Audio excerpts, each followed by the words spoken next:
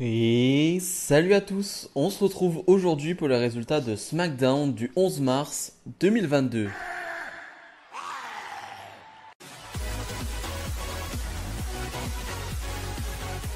Et on ouvre le show avec le champion de la WWE, Brock Lesnar. Brock Lesnar qui n'est pas très content. Voilà, on n'a pas un Brock Lesnar très joyeux cette semaine parce que finalement, on revient sur les images de la semaine dernière du Madison Square Garden où finalement Brock Lesnar s'est fait détruire par Roman Reigns. Il était en sang et donc Brock Lesnar, il va dire j'en ai rien à faire du match à WrestleMania, j'en ai rien à faire du contrat. J'en ai même rien à faire de ce titre. Il va le balancer. Il va balancer le titre de la WWE comme si c'était une chaussette. C'était assez bizarre comme image. On n'a pas l'habitude de ce genre d'image du côté de la WWE, d'un titre balancé comme si ce n'était rien. Et finalement, c'est Paul Heyman qui va arriver. Paul Heyman qui va dire Roman Reigns n'est pas là ce soir. Et du coup, Brock Lesnar, il va comprendre qu'il n'y a pas de protection pour Paul Heyman ce soir. Donc, il va dire t'as pas de protection, donc je vais m'occuper de toi. Finalement, Paul Heyman va courir, va réussir à s'échapper en backstage et à partir dans une voiture. Brock Lesnar, lui, qui était en backstage, qui a détruit quelques gars de la sécurité.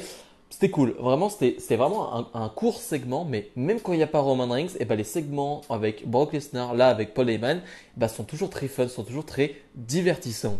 Le New Day fait face à Ridge Holland et Sheamus. On va parler de deux choses dans ce combat et bizarrement, on va même pas parler du match qui est plutôt bon, mais c'est presque secondaire. Déjà, premièrement, on a un nouveau partenaire à Ridge Holland et Sheamus, c'est Butch. Et qui est ce Butch? C'est Pete Dunne. Voilà, on a renommé Pete Dunne et on l'a appelé Butch. On lui a mis les tenues à la Ridge Holland et Sheamus et il est là.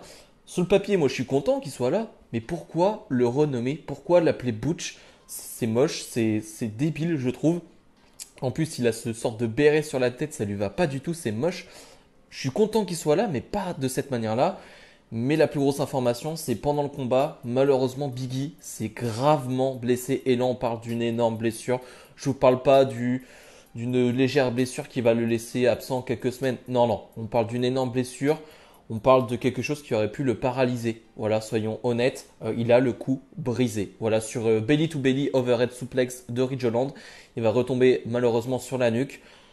Et il va faire une vidéo plus tard, Biggie, pour nous indiquer qu'il a la nuque cassée. Voilà, c'est extrêmement grave. On n'en voit pas tous les jours des nuques brisées du côté de la WWE. C'est choquant, ça fait froid dans le dos. Alors il a rassuré ses fans en disant qu'il n'était pas paralysé, voilà, qu'il arrivait à bouger ses doigts, qu'à ce niveau-là ça allait. Mais c'est terrorisant, ça fait très peur. J'ai presque envie de dire heureusement il n'est pas paralysé, mais voilà, il sera pas là pendant un long moment, ça c'est sûr et certain. Il y avait des plans pour WrestleMania, pour le New Day, ça j'ai presque envie de dire c'est secondaire. Là aussi, bon, bref, il sera pas à WrestleMania, c'est triste, mais on va s'inquiéter de sa santé maintenant. On va espérer que tout va aller pour le mieux pour Biggie. On va lui souhaiter un bon rétablissement parce que ouais, ce qui s'est passé à SmackDown, c'était très très dur et ouais, ça fait froid dans le dos. Drew McIntyre est sur le ring et devait faire équipe avec les Viking Raiders, mais finalement c'est Jinder Mahal, Shanky, Happy Corbin et donc McCapmos qui vont arriver pour lui casser la gueule. Donc vraiment ils sont tous contre lui, mais finalement Drew McIntyre est trop fort, il arrive à s'en sortir, il arrive à s'occuper de tout le monde, sauf Happy Corbin qui arrive bien évidemment à s'échapper. Bon, j'ai pas trop compris l'intérêt, ça montre vraiment que tout le monde est très faible à côté de Drew McIntyre. Bon, c'est plutôt pas mal pour mettre en avant Drew McIntyre, mais pour les autres, c'est quand même très gênant. Mais voilà, on essaye encore une fois de te hyper ce Happy Corbin, Drew McIntyre de WrestleMania, qui me hype toujours pas. Je pense qu'il pourrait faire n'importe quoi, que ce match ne me donnerait absolument pas envie. Ronda Rousey est sur le ring et Ronda Rousey, c'est pas la meilleure en termes de promo. Moi, j'aime beaucoup Ronda Rousey, j'aime beaucoup son attitude, j'aime beaucoup ce qu'elle fait sur le ring. Mais clairement, au micro, c'est pas terrible du tout, on comprend pas trop où elle veut en venir, elle a pas le rythme, elle a pas le ton WWE, ça matche pas. Et finalement, elle va juste dire qu'elle a repris la prise de Kurt Angle, le Angle Lock, pour finalement faire taper, faire abandonner Charlotte Flair à WrestleMania.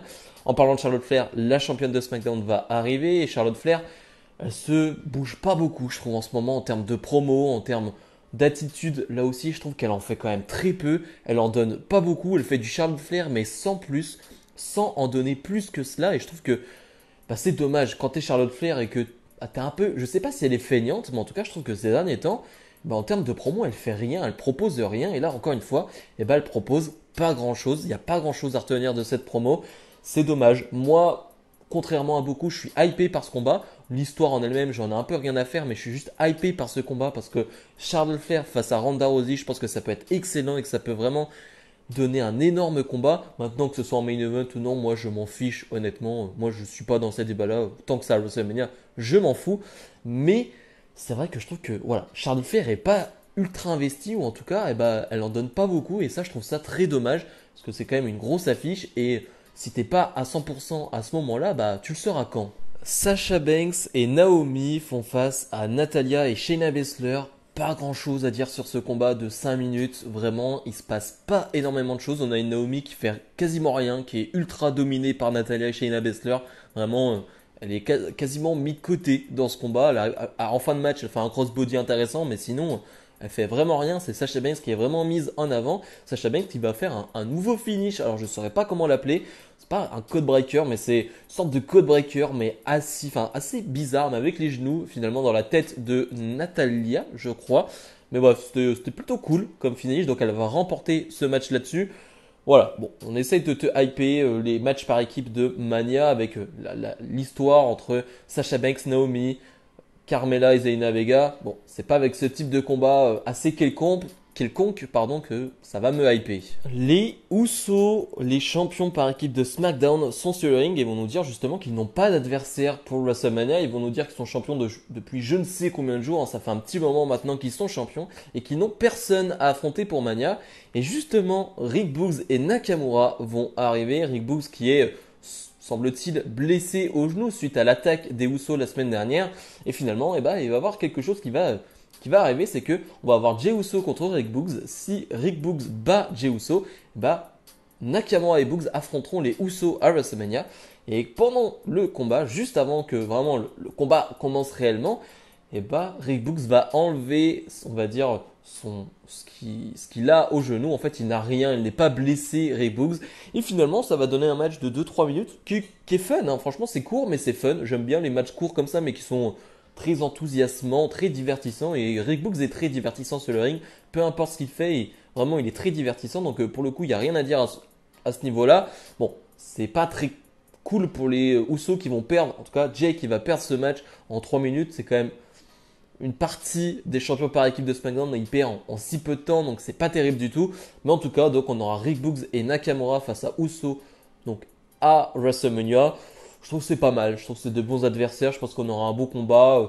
Voilà, ça durera pas très longtemps parce que j'imagine que la carte de WrestleMania va être immense et que tous les matchs ne pourront pas durer 20 minutes. Mais je trouve ça cool. Et le main event, Ricochet défend son titre de champion intercontinental face à Sami Zayn. Donc c'est un rematch de la semaine dernière. Premièrement, très heureux que ce soit en main event. Très content que Ricochet soit dans un main event. Je ne sais pas si c'est déjà arrivé. Sans doute, mais c'était très rare. Je suis content de le voir là. Mais avant ce combat, on va avoir une petite altercation entre Austin Theory et Pat McAfee qui va même se terminer en grosse bagarre entre les deux. Et Pat McAfee est très bon pour ça à chaque fois, pour faire monter la sauce. J'ai en tête forcément ces segments avec Adam Cole qui était toujours très bon avec la sécurité qui arrivait et tout. C'était toujours très cool. Et là, ça me fait vraiment penser à ça et il est fort. Pat McAfee est très fort pour te donner envie de voir des choses que tu n'avais pas forcément envie de voir sur le papier. Donc ça c'est bien fait. Mais parlons du match. Excellent combat. Je crois qu'il est encore meilleur que la semaine dernière, je pense. Il est encore différent, on est encore sur autre chose. En fait, Ricochet est tellement inventif, Ricochet a tellement de moves dans son moveset que je pense qu'il pourrait faire 15 matchs différents en fait. Il est tellement fort, Ricochet. Et ouais, je suis très content de le voir à ce niveau-là. Je suis très content qu'on lui donne du temps. C'est un match qui va durer 10 minutes. Et c'est très bien pour Ricochet, c'est très bien parce qu'il peut montrer ce qu'il est capable de faire, c'est-à-dire être l'un des meilleurs catcheurs dans ce qu'il sait faire. Et je suis content. Vraiment, je suis très heureux. Je parle avec un sourire, vraiment un sourire assez bête, mais je suis content. Je suis juste heureux de voir Ricochet à cette place-là. Il va même remporter ce combat clean. Voilà, pas d'intervention de Johnny Knoxville. Non, rien du tout. Victoire de Ricochet avec son 630 splash, que je trouve toujours aussi cool et assez impressionnant. Voilà, c'est avec ce genre de prise que le public va se dire ok, Ricochet c'est quand même pas n'importe qui, il fait des prises que personne ne peut faire. Donc voilà, ça c'est cool. Et finalement, après le combat, on va avoir Une bagarre là aussi en backstage cette fois entre Charlotte Flair et Ronda Rousey qui va tourner à l'avantage de Charlotte Flair. Donc qui va réussir à apporter une soumission sur une voiture. Alors je trouve ça cool, je trouve ça très cool comme segment. Mais j'aurais aimé le voir mais pas en backstage. C'est-à-dire que c'est le seul moment cool de leur histoire pour le moment. Et bah il est en backstage. Et ça je trouve ça dommage. Autant qu'il y ait un segment backstage, c'est bien.